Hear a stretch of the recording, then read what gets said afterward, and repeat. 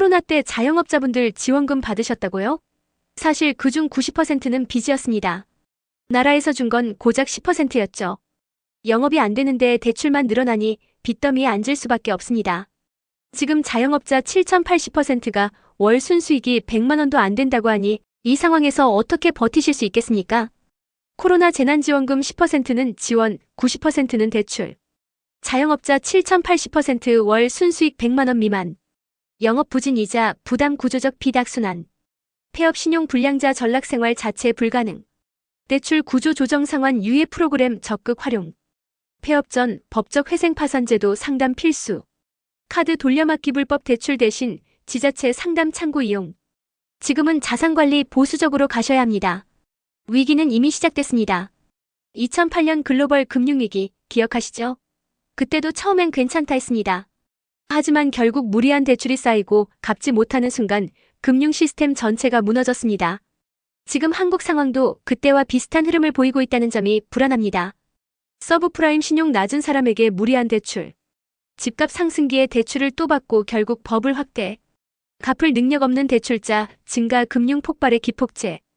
현재 한국도 부동산 가계부채 상황이 과잉 상태. 자산은 보수적으로 운용 안정성 자산 비중 확대. 무리한 레버리지 대출 투자 자제. 현금 흐름 관리 예비자금 확보. 금융 규제금리 정책주의 깊게 점검. 집값이 오르면 괜찮다고요?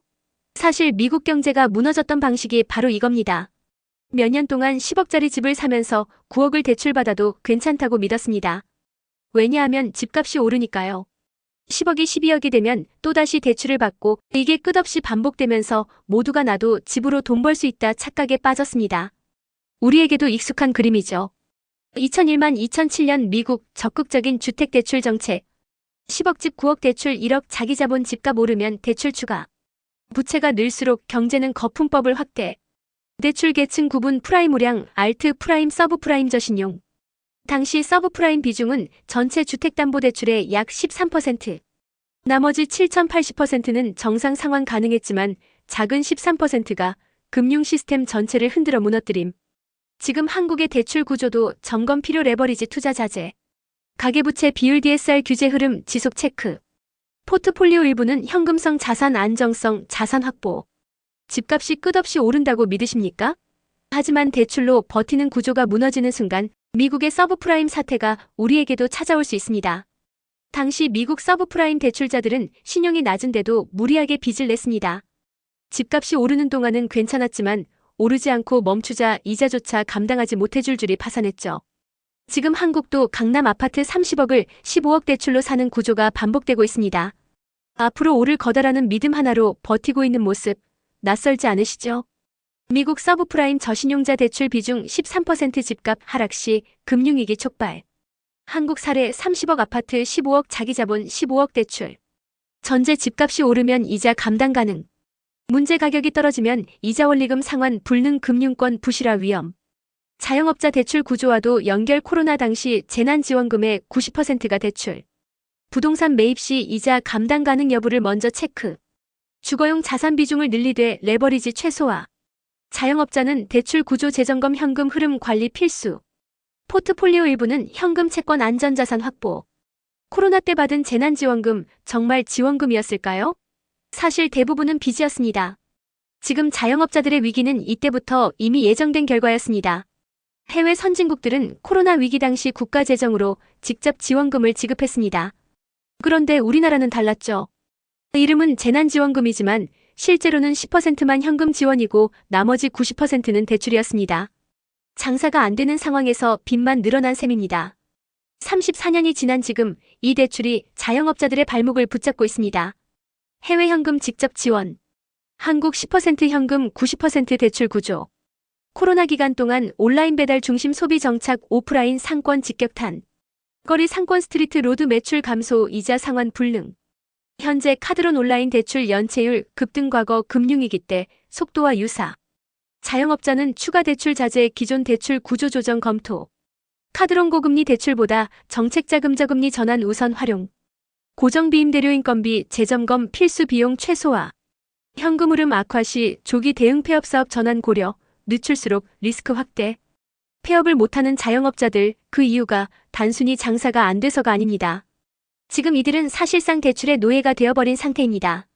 코로나 이후 100만 명이 넘는 자영업자가 폐업했습니다. 그런데 더 큰 문제는 아직 버티고 있는 600만 명 가까운 자영업자들입니다. 이 중 7,080%가 월 순수익 100만 원도 못 버는 상황이라고 합니다. 장사해서 돈은 안 되는데 폐업하면 신용불량자로 전락해 대출조차 막히니 그마저도 못하는 악순환에 갇혀 있는 겁니다. 코로나 후 100만 자영업자 폐업. 남은 600만 중 7,080%월 순수익 100만 원 미만. 폐업 시 신용불량 전락 대출 불이익. 결국 폐업도 못하고 영업도 안 되는 대출 종속구조. 이 상황은 단순 경기 침체가 아닌 구조적 위기. 윗구조 점검 정책 대출금리 전환 가능한지 확인. 손익분기점 계산 6개월 이상 적자가 지속되면 조기정리 고려. 폐업 리스크 대비 폐업 전 자산신용 관리 전략 필요. 보수적 자산 운영 확장 투자 대신 비용 축소 및 현금 흐름 방어 집중. 경제는 건물과 같습니다. 아래층이 무너지면 위층도 흔들립니다. 지금 한국 경제의 밑바닥층이 흔들리고 있다는 신호가 보이고 있습니다. IMF 글로벌 금융위기 때처럼 나라가 망하지는 않겠지만 그 과정에서 서민과 중산층이 감당해야 할 고통은 결코 작지 않습니다. 특히 가계부채 문제는 단순히 개인의 문제가 아니라 금융권 전체에 위험 신호를 주고 있습니다. 새마을금고 사태 기억하시죠? 바로 그 리스크가 점점 현실로 다가오고 있습니다. 경제의 기초 체력 서민과 자영업자의 소비부채 건전성. 가계부채가 금융 시스템의 뇌관으로 작용 가능. 새마을금고 사태 이미 금융 취약층에서 터진 전조신호. 1금융권은 IFRS, 바젤 규제 등으로 자기자본 비율 충당금 확보 상대적 안정. 하지만 충격은 아래층에서부터 시작되어 연쇄 파급 가능성 존재.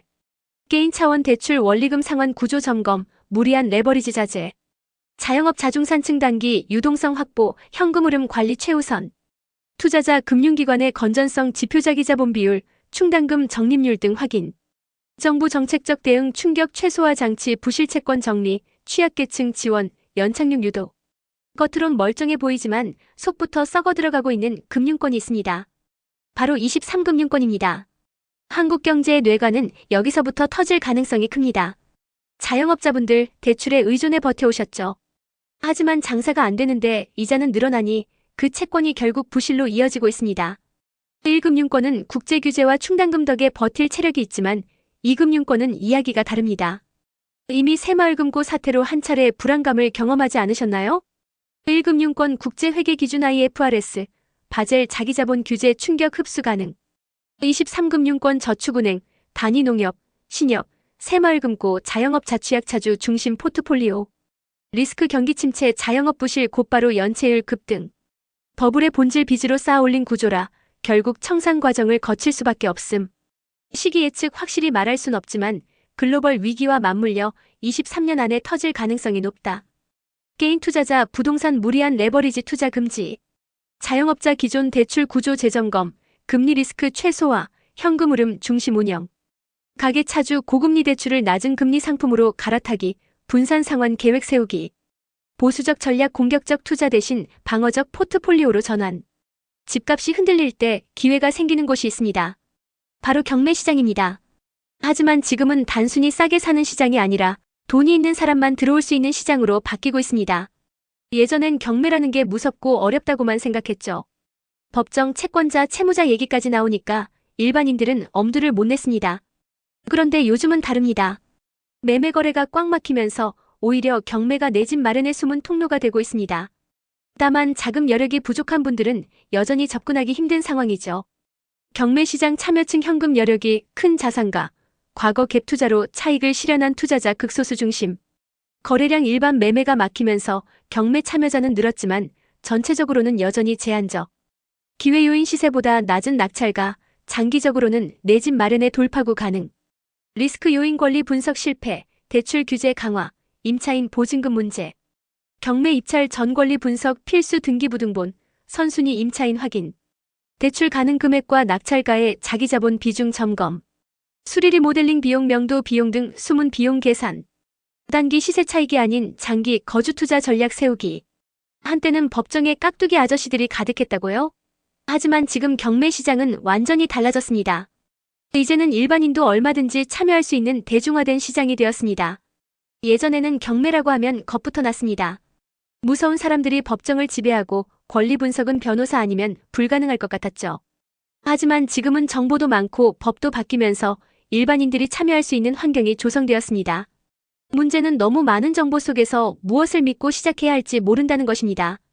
과거 경매는 일부 세력의 영역, 진입 장벽 높음. 현재 민사소송법 개정 일반인 진입 확대, 유튜브 플랫폼 통해 정보 대중화. 기회 내 집 마련, 투자 모두 가능성이 열림. 혼란 정보는 많아졌지만 어떤 채널 기관을 신뢰할지가 관건. 경매 기본 개념 공부 등기부 등본, 권리 분석, 배당 순위 이해하기. 정보 출처 선택 유튜브 강의 경매 회사 중 믿을 수 있는 채널 정하기. 소액 안전 물건부터 연습 빌라, 오피스텔, 소형 아파트로 시작. 내 집 마련 vs 투자 목적 구분 장기 거주냐, 단기 시세 차익이냐에 따라 전략 다르게 세우기. 집값 때문에 답답하시죠? 그런데 이걸 모르면 평생 내 집 마련 기회 놓치실 수 있습니다. 첫 번째, 동네에 경매 매수 대리인 스티커가 붙은 공인중개사 사무소가 있습니다. 두 번째, 이들은 경매 매수 대리인 시험에 합격한 분들이며 대부분 그 지역에서 10년, 15년 이상 일한 전문가입니다. 세 번째, 경매 사고율이 거의 없기 때문에 신뢰할 수 있습니다.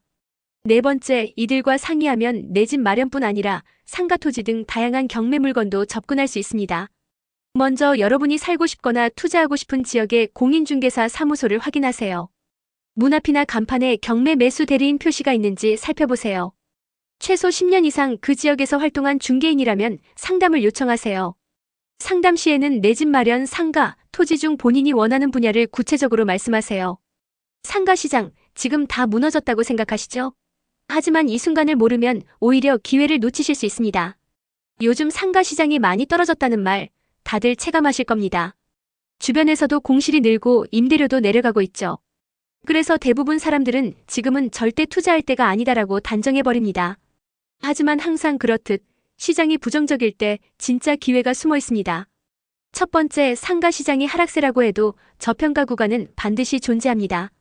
두 번째, 시장 심리가 부정적으로 흐를 때 오히려 합리적인 가격에 접근할 수 있습니다. 세 번째, 미래 가치 평가가 가능한 분들에게는 지금이 좋은 기회가 될 수 있습니다. 네 번째, 신뢰할 수 있는 경매 컨설팅 회사와 협력하면 위험을 줄이고 성공 확률을 높일 수 있습니다. 먼저 직접 발품을 팔며 지역 상가를 꼼꼼히 살펴보세요.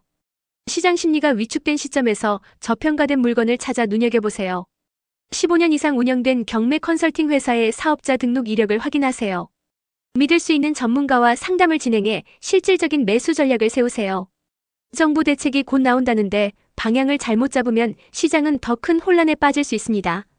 집값 불안정, 거래 절벽, 세금 부담까지 겹치니 모두가 답답할 수밖에 없습니다. 그래서 세제든 공급이든 확실한 대책이 필요하다는 공감대가 커지고 있습니다. 세제 부분은 크게 손대지 않을 가능성이 높습니다. 공시가격 현실화는 1년 정도 뒤로 미뤄질 것 같고 종부세나 재건축 초과 이익 환수도 유지되는 분위기입니다. 결국 세금 쪽은 큰 변화가 없다는 얘기죠. 그렇다면 남은 건 공급과 거래입니다. 특히 공급 대책이 이번 판을 좌우할 가장 중요한 카드라고 볼 수 있습니다. 만약 강력한 공급 신호가 나오면 시장 불안이 진정될 수 있지만 미약하게 끝나면 거래 절벽은 오히려 더 길어질 수 있습니다. 그래서 지금은 세제보다 공급 대책을 유심히 보셔야 합니다.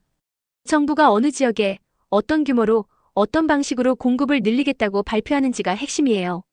만약 재건축 규제 완화나 대규모 신규 분양 같은 강한 카드가 나온다면 해당 지역의 움직임을 먼저 살펴보는 게 필요합니다. 반대로 공급이 미약하거나 시기가 불투명하다면 단기적으로는 거래 절벽이 이어질 수 있기 때문에 당장은 매수에 나서기보다 현금 유동성을 확보해두는 게 안전합니다. 공급 대책이 드디어 나왔습니다. 그런데 이걸 제대로 이해하지 못하면 기다려야 할지 당장 움직여야 할지 혼란스러울 수 있습니다. 많은 분들이 지금 집값이 불안하고 거래가 막혀 있어서 막막함을 느끼고 계십니다.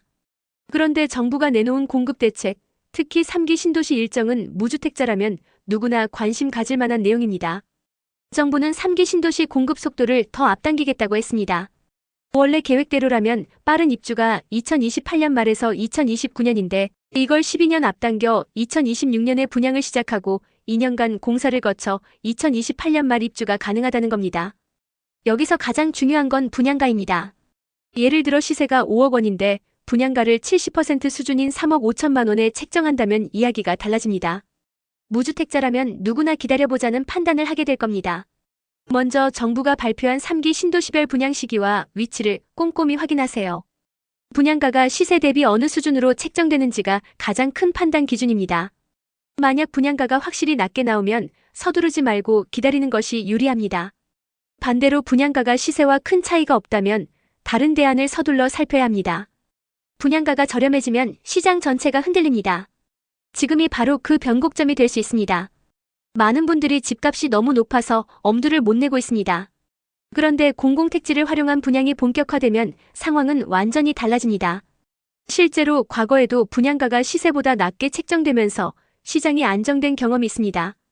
공공택지는 국민 세금으로 보상을 주고 정부가 조성하기 때문에 이윤을 크게 남기지 않습니다. 그렇다 보니 분양가 자체가 시세보다 저렴하게 나올 수 있습니다. 예를 들어 기존 주택이 10억이라면 공공택지 분양은 7억 5천 수준이 될 수 있다는 거죠. 이럴 경우 무주택자들은 굳이 10억짜리 기존 주택을 살 이유가 없습니다. 자연스럽게 수요가 신규 분양으로 분산되면서 시장 전체가 안정되는 효과가 발생합니다. 실제로 1990년 노태우 정부 시절에도 이런 정책이 발표되자 초기에는 힘을 못 썼지만 이후 분양가가 낮게 나오면서 10년 가까이 시장이 안정됐던 경험이 있습니다. 첫째, 정부가 발표하는 공공택지 분양 계획을 반드시 확인해야 합니다. 둘째, 분양가가 시세 대비 얼마나 저렴한지 최소 70% 수준인지 체크하세요. 셋째, 무주택자라면 기존 주택을 서두르지 말고 공공택지 분양의 청약 기회를 노리는 게 훨씬 유리합니다. 넷째, 과거처럼 공급이 대규모로 풀리면 시장 전체가 안정되는 흐름을 감안해 장기 전략을 세우셔야 합니다. 분양가 상한제와 조성원까지 묶은 강력한 대책, 이것만 제대로 시행돼도 시장은 크게 달라집니다. 지금 많은 분들이 집값 불안정에 지쳐 있습니다.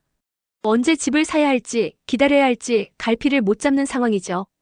그런데 정부가 분양가 상한제와 조성원까지 포함해서 공급 속도를 높이겠다고 발표한다면 이야기는 완전히 달라집니다.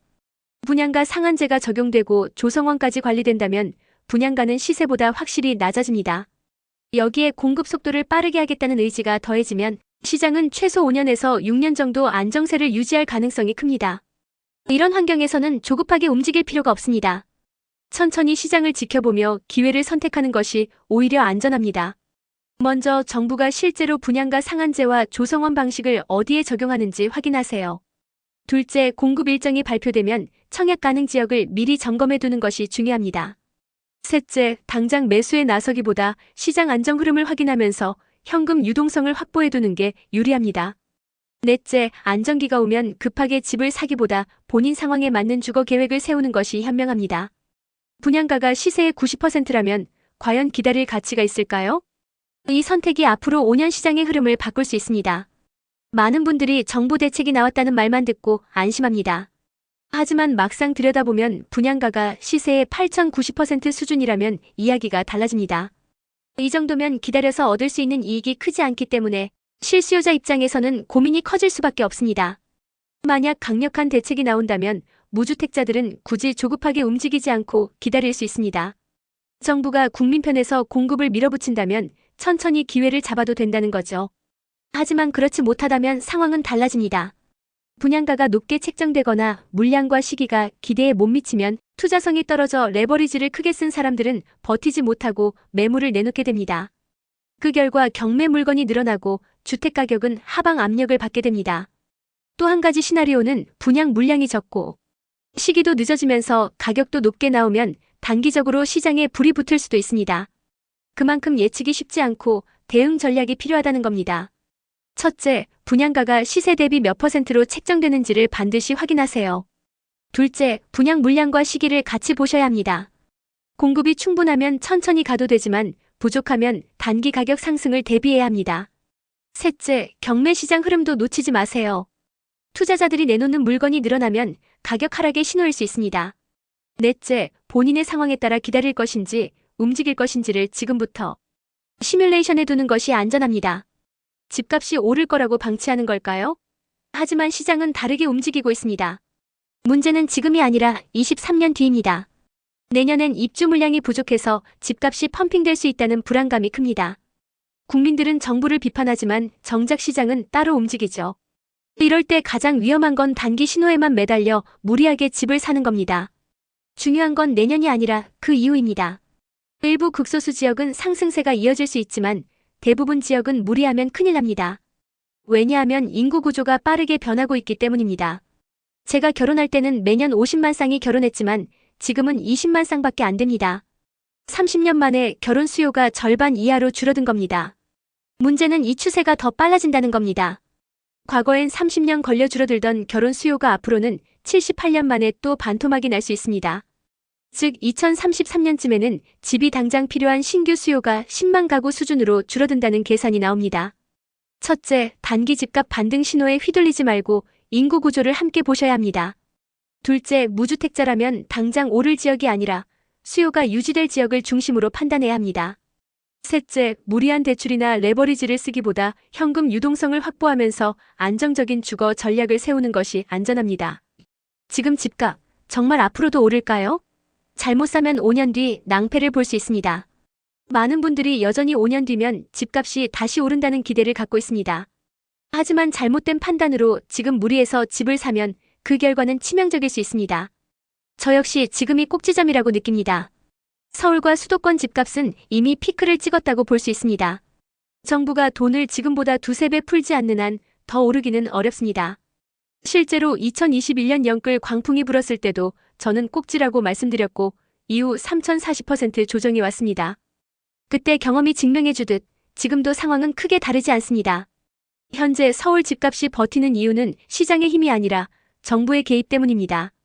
둔촌 준공 같은 대규모 사업을 살리기 위해 떠받치면서 인위적으로 유지되고 있는 겁니다. 쉽게 말해 진짜 수요가 아니라 가짜 돈이 가격을 지탱하고 있는 겁니다. 첫째, 5년 뒤 집값이 어떻게 될지 단순 기대에만 의존하지 말고 실제 수요와 공급, 정책 자금을 함께 보셔야 합니다.